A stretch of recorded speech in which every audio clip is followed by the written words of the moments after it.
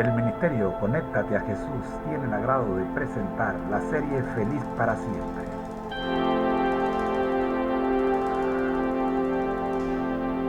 Nuestro lema: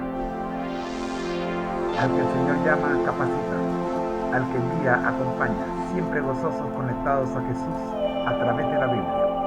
Todos juntos, rumbo al cielo.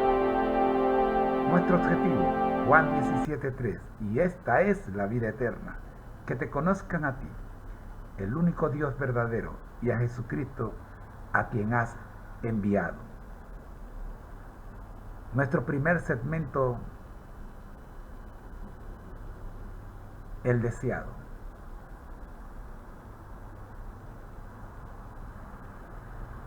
Nuestro libro texto, el deseado de todas las gentes. Es tiempo de orar. Nuestro Dios que estás en el cielo, gracias te damos, Señor, por permitirnos la transmisión el día de hoy. Oramos por Dios pidiendo su dirección, que el Espíritu Santo tome control no solo de la grabación, sino también de la transmisión. Por Jesús. Amén. Para hoy día estaremos estudiando el capítulo número 1, Dios con nosotros. Escuchemos el audio. El deseado de todas las gentes, capítulo 1, Dios con nosotros. Y será llamado su nombre Emmanuel, Dios con nosotros. La luz del conocimiento de la gloria de Dios se ve en el rostro de Jesucristo. Desde los días de la eternidad, el Señor Jesucristo era uno con el Padre. Era la imagen de Dios, la imagen de su grandeza y majestad, el resplandor de su gloria. Vino a nuestro mundo para manifestar esta gloria. Vino a esta tierra obscurecida por el pecado para revelar la luz del amor de Dios, para ser Dios con nosotros. Por lo tanto, fue profetizado de él, y será llamado su nombre Emmanuel. Al venir a morar con nosotros, Jesús iba a revelar a Dios tanto a los hombres como a los ángeles. Él era la palabra de Dios, el pensamiento de Dios hecho audible. En su oración por sus discípulos dice: yo les he manifestado tu nombre. Misericordioso y piadoso, tardo para la ira y grande en benignidad y verdad, para que el amor con que me has amado esté con ellos y yo con ellos. Pero no solo para sus hijos nacidos en la tierra fue dada esta revelación. Nuestro pequeño mundo es un libro de texto para el universo, el maravilloso y misericordioso propósito de Dios. El misterio del amor redentor es el tema en el cual desean mirar los ángeles, y será su estudio a través de los siglos sin fin. Tanto los redimidos como los seres que nunca cayeron hallarán en la cruz de Cristo su ciencia y su canción. Se verá que la gloria que resplandece en el rostro de Jesús es la gloria del amor abnegado. A la luz del Calvario se verá que la ley de renunciamiento por amor es la ley de la vida para la tierra y el cielo, que el amor que no busca lo suyo tiene su fuente en el corazón de Dios, y que en el manso y humilde se manifiesta el carácter de aquel que mora en la luz inaccesible al hombre. Al principio, Dios se revelaba en todas las obras de la creación. Fue Cristo quien extendió los cielos y echó los cimientos de la tierra.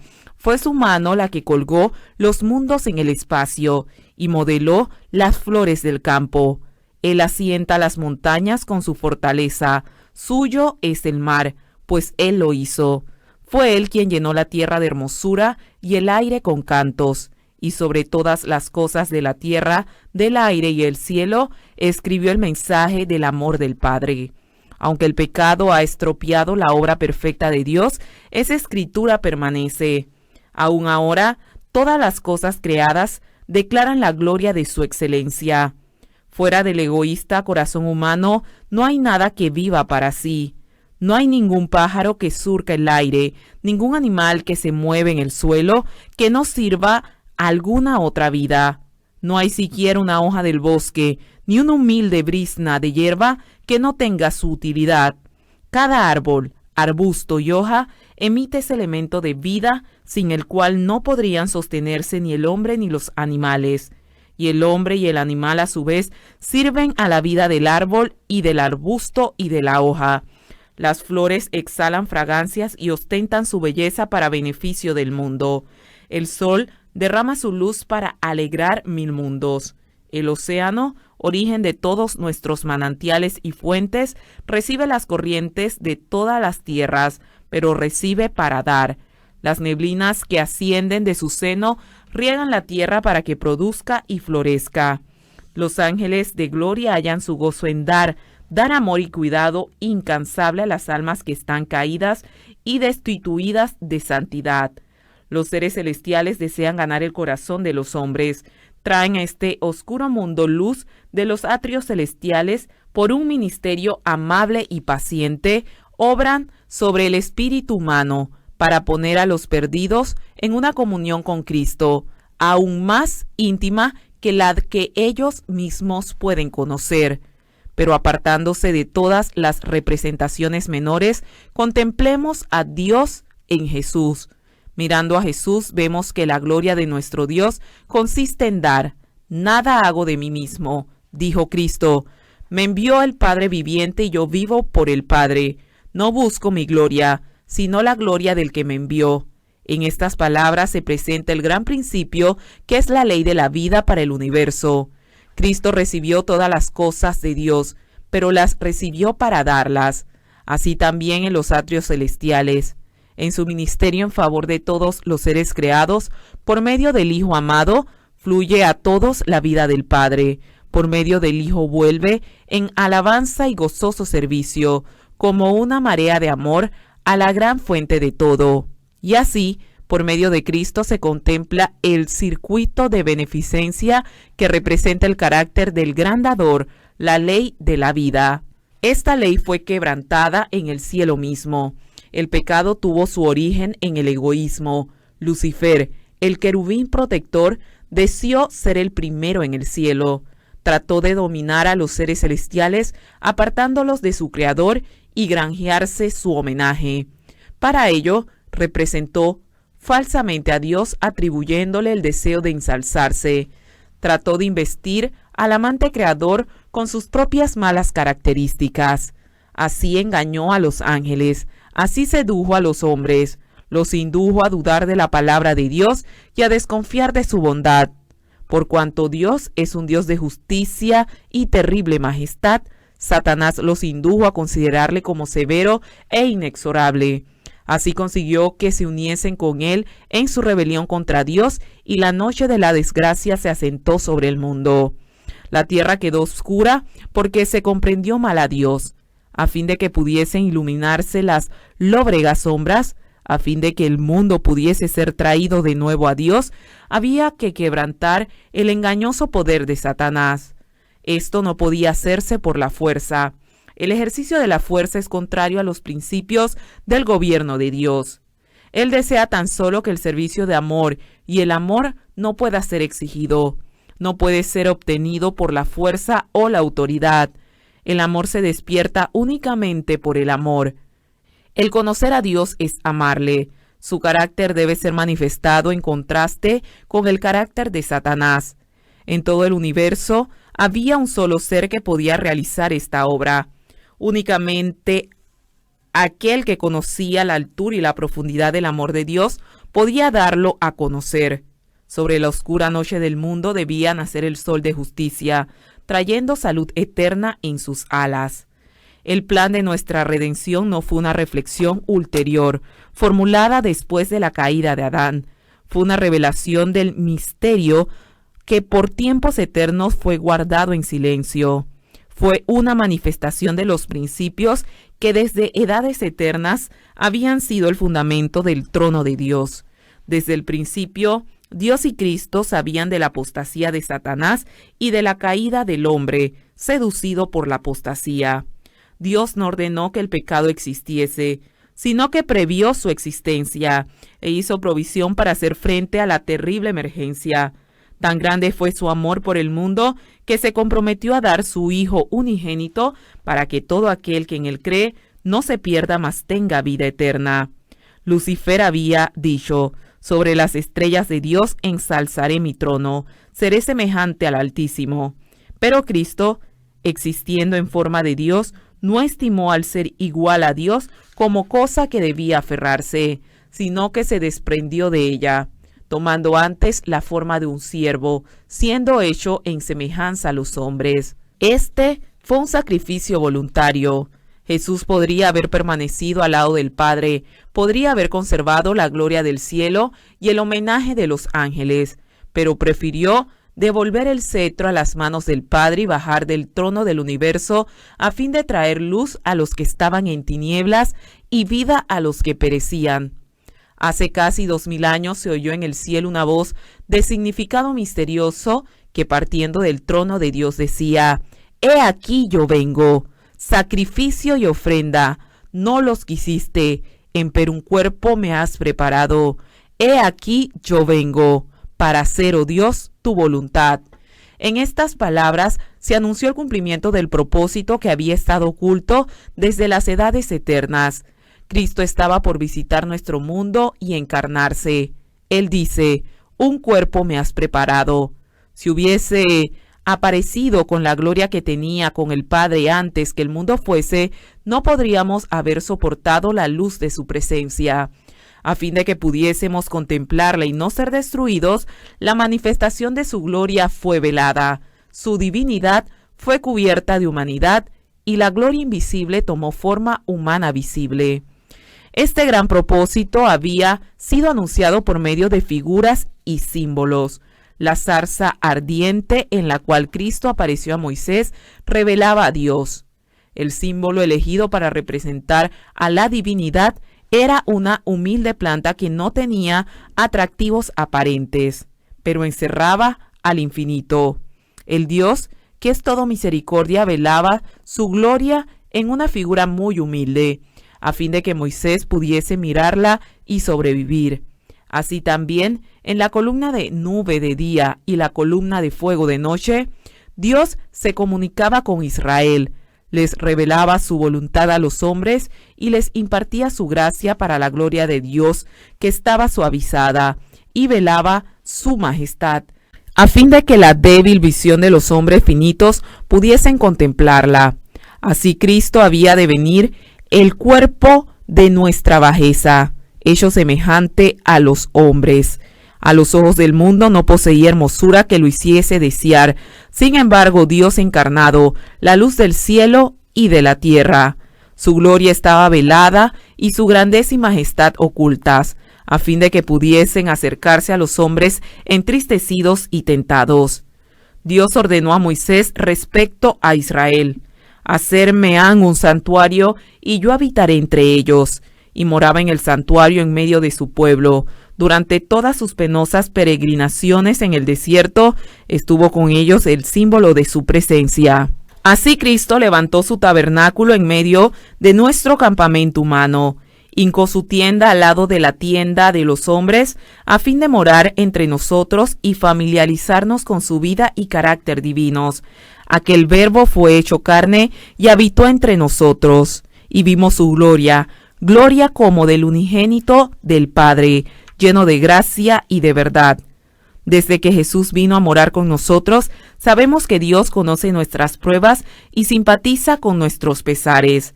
Cada hijo e hija de Adán puede comprender que nuestro Creador es el amigo de los pecadores, porque en toda doctrina de gracia, toda promesa de gozo, todo acto de amor, toda atracción divina, presentada en la vida del Salvador en la tierra, vemos a Dios con nosotros. Satanás representa la divina ley de amor como una ley de egoísmo. Declara que nos es imposible obedecer sus preceptos. Imputa al Creador la caída de nuestros primeros padres con toda la miseria que ha provocado, e induce a los hombres a considerar a Dios como autor del pecado, del sufrimiento y de la muerte. Jesús había de desenmascarar este engaño. Como uno de nosotros, había de dar un ejemplo de obediencia. Para esto tomó sobre sí nuestra naturaleza y pasó por nuestras vicisitudes, por lo cual convenía que en todo fuese semejado a sus hermanos. Si tuviésemos que soportar algo que Jesús no soportó, en este detalle Satanás representaría el poder de Dios como insuficiente para nosotros. Por lo tanto, Jesús fue tentado en todo punto, así como nosotros. Soportó toda prueba a la cual estemos sujetos, y no ejercitó en favor suyo poder alguno que no nos sea ofrecido generosamente. Como hombre, hizo frente a la tentación y venció en la fuerza que Dios le daba. Él dice: me complazco en hacer tu voluntad, oh Dios mío, y tu ley está en medio de mi corazón. Mientras andaba haciendo bien y sanando a todos los afligidos de Satanás, demostró claramente a los hombres el carácter de la ley de Dios y la naturaleza de su servicio. Su vida testifica que para nosotros también es posible obedecer la ley de Dios. Por su humanidad, Cristo tocaba a la humanidad. Por su divinidad, se hacía del trono de Dios. Como hijo del hombre, nos dio un ejemplo de obediencia. Como hijo de Dios, nos imparte poder para obedecer. Fue Cristo quien habló a Moisés desde la zarza del monte Horeb diciendo: yo soy el que soy. Así dirás a los hijos de Israel: yo soy, me ha enviado a vosotros. Tal era la garantía de la liberación de Israel. Asimismo, cuando vino en semejanza a los hombres, se declaró el yo soy. El niño de Belén, el manso y humilde Salvador, es Dios manifestado en carne, y a nosotros nos dice: yo soy el buen pastor, yo soy el pan vivo, yo soy el camino y la verdad y la vida. Toda potestad me es dada en el cielo y en la tierra. Yo soy la seguridad de toda promesa. Yo soy, no tengáis miedo, Dios con nosotros. Es la seguridad de nuestra liberación del pecado, la garantía de nuestro poder para obedecer la ley del cielo. Al condescender a tomar sobre sí la humanidad, Cristo reveló un carácter opuesto al carácter de Satanás, pero se rebajó aún más en la senda de la humillación. Hallado en la condición como hombre, se humilló a sí mismo, hecho obediente hasta la muerte, y muerte de cruz. Así como el sumo sacerdote ponía a un lado sus magníficas ropas pontificias y oficiaba en la ropa blanca de lino del sacerdote común, así también Cristo tomó forma de siervo y ofreció sacrificio, siendo él mismo a la vez el sacerdote y la víctima. El herido fue por nuestras rebeliones, molido por nuestros pecados, el castigo de nuestra paz fue sobre él. Cristo fue tratado como nosotros merecemos a fin de que nosotros pudiésemos ser tratados como él merece. Fue condenado por nuestros pecados en los que no había participado, a fin de que nosotros pudiésemos ser justificados por su justicia, en la cual no habíamos participado. Él sufrió la muerte nuestra, a fin de que pudiésemos recibir la vida suya. Por su llaga fuimos nosotros curados.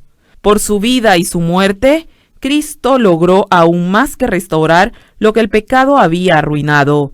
Era el propósito de Satanás conseguir una eterna separación entre Dios y el hombre, pero en Cristo llegamos a ser más íntimamente unidos a Dios que si nunca hubiésemos pecado. Al tomar nuestra naturaleza, el Salvador se vinculó con la humanidad por un vínculo que nunca se ha de romper. A través de las edades eternas queda ligado con nosotros, porque de tal manera amó Dios al mundo que ha dado a su Hijo unigénito. Lo dio no solo para que llevase nuestros pecados y muriese como sacrificio nuestro, lo dio a la especie caída. Para asegurarnos los beneficios de su inmutable consejo de paz, Dios dio a su Hijo unigénito para que llegase a ser miembro de la familia humana y retuviese para siempre su naturaleza humana. Tal es la garantía de que Dios cumplirá su promesa. Un niño nos es nacido, hijo nos es dado, el principado sobre su hombro. Dios adoptó la naturaleza humana en la persona de su Hijo y la llevó al más alto cielo. Es el Hijo del Hombre, quien comparte el trono del universo. Es el Hijo del Hombre, cuyo nombre será llamado Admirable, Consejero, Dios fuerte, Padre eterno, Príncipe y de paz. El Yo Soy es el mediador entre Dios y la humanidad, que pone su mano sobre ambos, el que es santo, inocente, limpio, apartado de los pecadores. No se avergüenza de llamarnos hermanos. En Cristo, la familia de la tierra y la familia del cielo están ligadas. Cristo glorificado es nuestro hermano. El cielo está incorporado en la humanidad y la humanidad envuelta en el seno del amor infinito. Acerca de su pueblo, Dios dice: serán como piedras de una diadema, relumbrando sobre su tierra, porque cuán grande es su bondad y cuán grande es su hermosura. La exaltación de los redimidos será un testimonio eterno de la misericordia de Dios. En los siglos venideros, Él revelará la soberana riqueza de su gracia en su bondad para con nosotros en Jesucristo, a fin de que sea dado a conocer a las potestades y a las autoridades en las regiones celestiales la multiforme sabiduría de Dios, de conformidad con el propósito eterno que se había propuesto en Cristo Jesús, Señor nuestro. Por medio de la obra redentora de Cristo, el gobierno de Dios queda justificado. El Omnipotente es dado a conocer como el Dios de amor. Las acusaciones de Satanás quedan refutadas y su carácter desenmascarado. La rebelión no podrá nunca volverse a levantar. El pecado no podrá nunca volver a entrar en el universo. A través de las edades eternas, todos estarán seguros contra la apostasía. Por el sacrificio abnegado del amor, los habitantes de la tierra y del cielo quedarán ligados a su Creador, con vínculos de unión indisoluble. La obra de la redención estará completa. Donde el pecado abundó, sobreabundó la gracia de Dios. La tierra misma, el campo que Satanás reclama como suyo, ha de quedar no solo redimida, sino exaltada. Nuestro pequeño mundo, que es bajo la maldición del pecado, la única mancha oscura de su gloriosa creación, será honrado por encima de todos los demás mundos en el universo de Dios.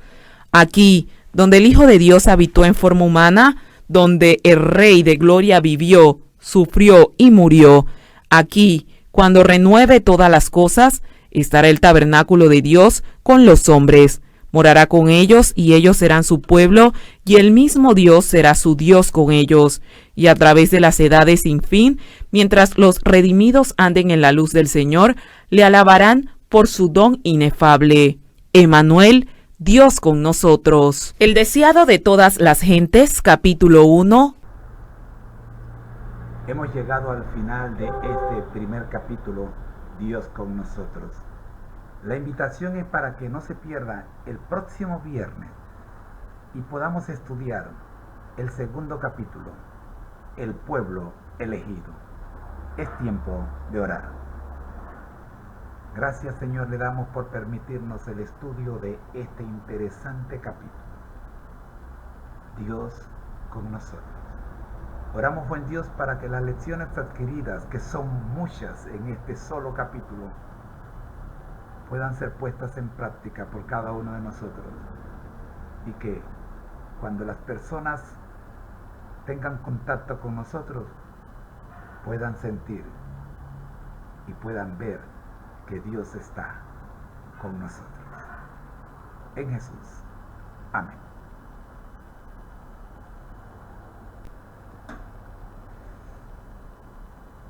En nuestro segundo segmento tendremos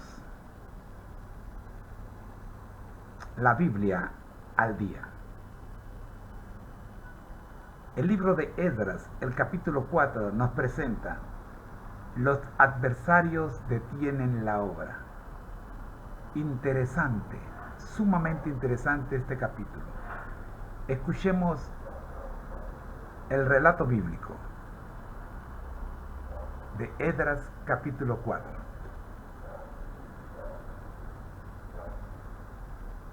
Capítulo 4. Oyendo los enemigos de Judá y de Benjamín que los venidos de la cautividad edificaban el templo de Jehová, Dios de Israel, vinieron a Zorobabel y a los jefes de casas paternas y les dijeron: edificaremos con vosotros, porque como vosotros buscamos a vuestro Dios, y a él ofrecemos sacrificios desde los días de Esar-Adón, rey de Asiria, que nos hizo venir aquí. Zorobabel, Jesúa y los demás jefes de las casas paternas de Israel dijeron: no nos conviene edificar con vosotros casa a nuestro Dios, sino que nosotros solos la edificaremos a Jehová, Dios de Israel, como nos mandó el rey Ciro, rey de Persia. Pero el pueblo de la tierra intimidó al pueblo de Judá y lo atemorizó para que no edificara. Sobornaron además contra ellos a los consejeros para frustrar sus propósitos todo el tiempo de Ciro, rey de Persia, y hasta el reinado de Darío, rey de Persia. Y en el reinado de Asuero, en el principio de su reinado, escribieron acusaciones contra los habitantes de Judá y de Jerusalén. También en días de Artajerjes escribieron Bislam, Mitrídates, Tabeel y los demás compañeros suyos a Artajerjes, rey de Persia. Y la escritura y el lenguaje de la carta eran en arameo. Rehum, canciller, y Simsai, secretario, escribieron una carta contra Jerusalén al rey Artajerjes. En tal fecha escribieron Rehum, canciller, y Simsai, secretario, y los demás compañeros suyos, los jueces, gobernadores y oficiales, y los de Persia, de Erec, de Babilonia, de Susa, esto es, los elamitas, y los demás pueblos que el grande y glorioso Asnapar transportó e hizo habitar en las ciudades de Samaria y las demás provincias del otro lado del río. Y esta es la copia de la carta que enviaron. Al rey Artajerjes, tus siervos del otro lado del río te saludan. Sea notorio al rey que los judíos que subieron de ti a nosotros vinieron a Jerusalén, y edifican la ciudad rebelde y mala, y levantan los muros y reparan los fundamentos. Ahora sea notorio al rey que si aquella ciudad fuera reedificada, y los muros fueron levantados, no pagarán tributo, impuesto y rentas, y el erario de los reyes será menoscabado. Siendo que nos mantienen del palacio, no nos es justo ver el menosprecio del rey, por lo cual hemos enviado a hacerlo saber al rey, para que se busque en el libro de las memorias de tus padres. Hallarás en el libro de las memorias, y sabrás que esta ciudad es ciudad rebelde y perjudicial a los reyes y a las provincias, y que de tiempo antiguo forman en medio de ella rebeliones, por lo que esta ciudad fue destruida. Hacemos saber al rey que si esta ciudad fuera reedificada y levantados sus muros, la región de más allá del río no será tuya. El rey envió esta respuesta. A Rehum, canciller, a Simsai, secretario, a los demás compañeros suyos que habitan en Samaria, y a los demás del otro lado del río, salud y paz.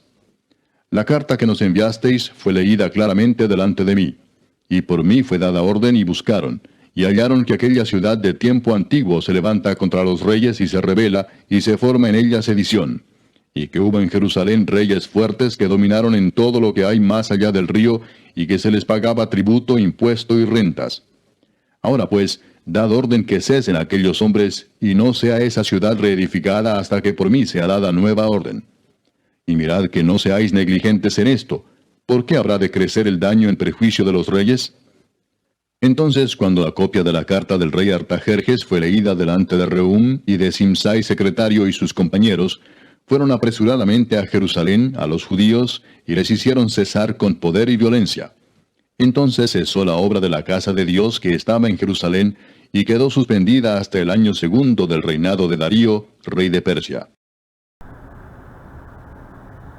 El análisis y los comentarios de este capítulo realmente son interesantes.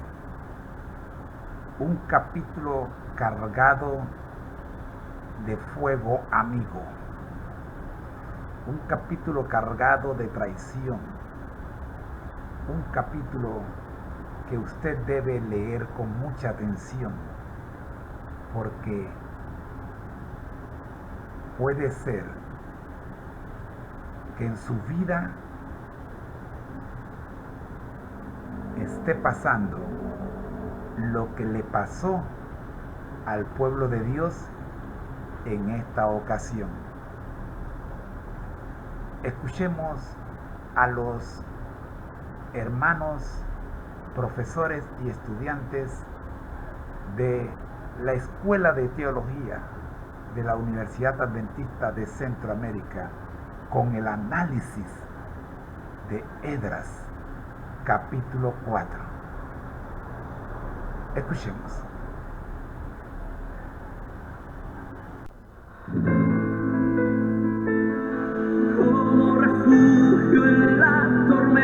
Esta emisora y la Facultad de Teología de la Universidad Adventista de Centroamérica presentan su programa Creer en sus profetas.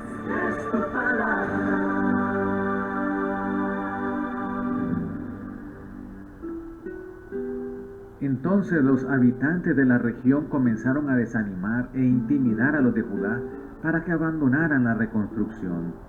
Esdras capítulo 4, versículo 4. Hoy tenemos un interrogante. ¿Qué nos produce desánimo o frustración?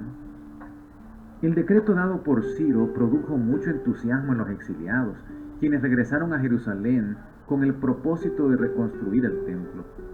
El trabajo fue iniciado con mucho frenesí. Sin embargo, por haberles negado a los samaritanos el participar en la reconstrucción del templo, estos comenzaron a desanimar a los que participaban de continuar con dicha empresa. A medida que se envalentonaban más los samaritanos, muchos de los judíos se preguntaban si, a fin de cuentas, había llegado el momento de reedificar el templo. El pueblo de Israel tuvo oposición de los samaritanos, que influenciaron sobre los reyes de Medo-Persia para que detuvieran la construcción de los muros de Jerusalén. Planteamos a nuestros lectores y oyentes las siguientes preguntas. ¿Te trata mal un jefe o un colega de trabajo? ¿Sientes oposición a lo que sugieres porque se oponen a la fe que profesas? ¿Estás pensando dejar tu empleo por el ambiente hostil que te rodea? ¿Crees que es el tiempo de abandonar todo porque te sientes muy desanimado o desanimada? Esperemos los tiempos de Dios. Él se encargará de nuestras angustias, de solucionar nuestros problemas y de traer esperanza y paz a nuestras vidas. La cita selecta de hoy se encuentra en el libro Hijos de Dios, página 168. Cuando el Espíritu de Cristo mora en el corazón, se revelará en el carácter y desarrollará las cualidades y virtudes más nobles. Bástate mi gracia, dice Cristo. No se desanime si sus deseos y su voluntad se oponen. Jesús la ama y desea que sea feliz en esta vida y que sea una luz para el mundo. Me gustaría que usted y todo nuestro pueblo comprendieran lo que debemos ser y lo que podemos llegar a ser. Cada día tendremos pruebas y desánimo, pero Dios nos ayudará en nuestros esfuerzos y el carácter será desarrollado. Aquellos que no pueden soportar la cruz y las cargas normales de la vida, fracasarán cuando lleguen pruebas más duras. Jesús anhela nuestra felicidad, pero no podemos ser felices viviendo a nuestro gusto y siguiendo los impulsos de nuestro propio corazón. Oremos. Padre nuestro, acudimos a tu presencia para encontrar fortaleza y descanso en tus brazos de amor. Que la oposición interna o externa nos induzca a buscarte para encontrar descanso. Por Jesús. Amén. Hemos presentado su programa Creed en los profetas. Escrito por el Dr. Franz Ríos, en la voz del ingeniero Dodani Castillo. Les esperamos el día de mañana a la misma hora. Para más información, visite nuestra página en internet teología.unadeca.ac.cr. Creed en los profetas.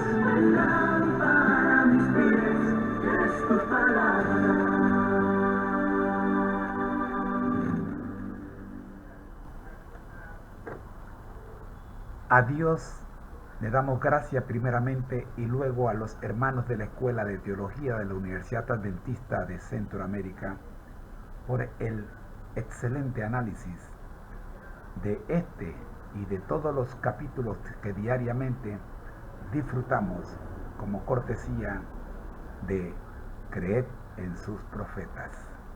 Para finalizar nuestro estudio de esta mañana, escuchemos el devocional de hoy de la pluma inspirada Elena G. de White para hoy, febrero 24. Escuchemos.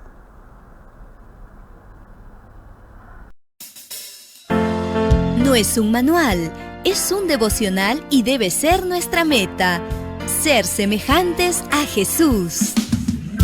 Aquí comenzamos. Bienvenido.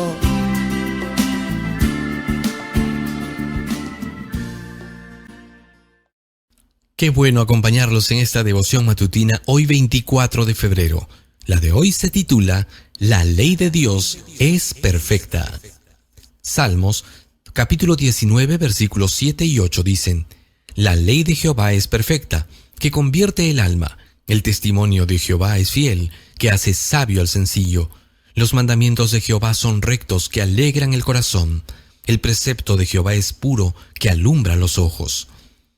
El mismo Jesús que, encubierto en la columna de nube, dirigió a las huestes hebreas, es nuestro jefe.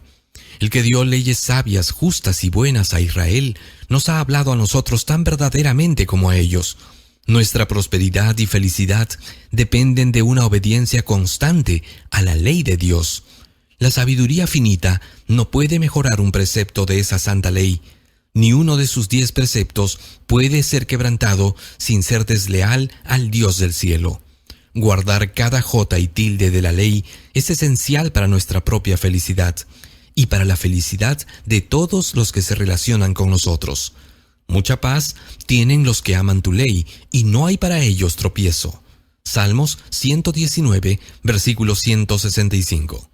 Y sin embargo, criaturas finitas presentan al pueblo esta ley santa, justa y buena como un yugo que no pueden llevar.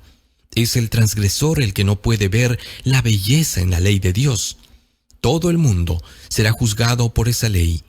Toca aún las intenciones y los propósitos del corazón, y exige pureza en los pensamientos más secretos, en los deseos y las aspiraciones.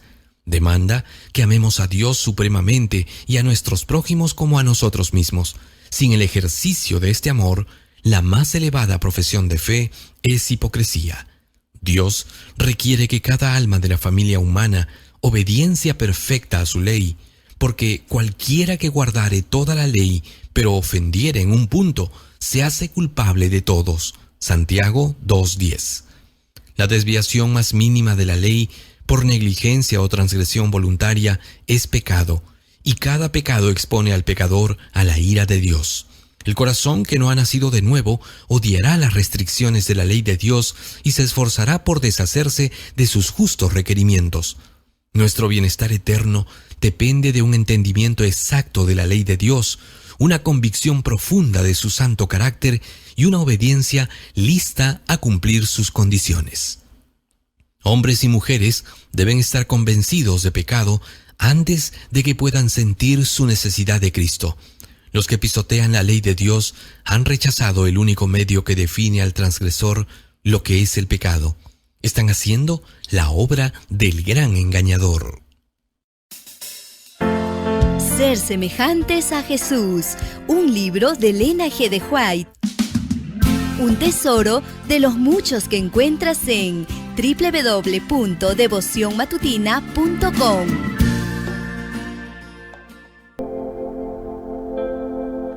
Agradecemos al Ministerio Padilla por el devocional de hoy y el de todos los días.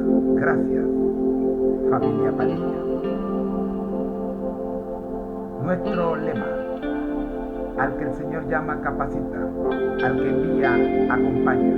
Siempre gozosos, conectados a Jesús a través de la Biblia. Todos juntos, rumbo al cielo. Nuestro objetivo: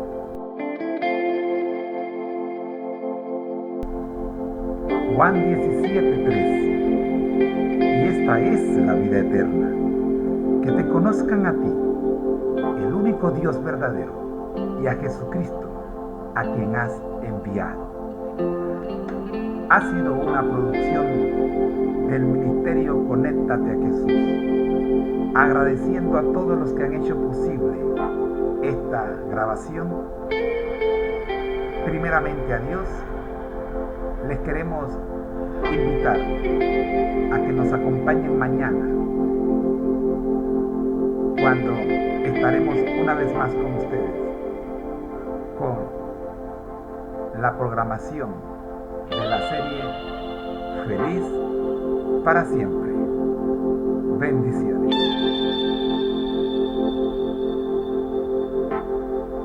Ha sido una producción del Ministerio Conéctate a Jesús en la voz de su hermano en Cristo, José Moreno. Bendiciones.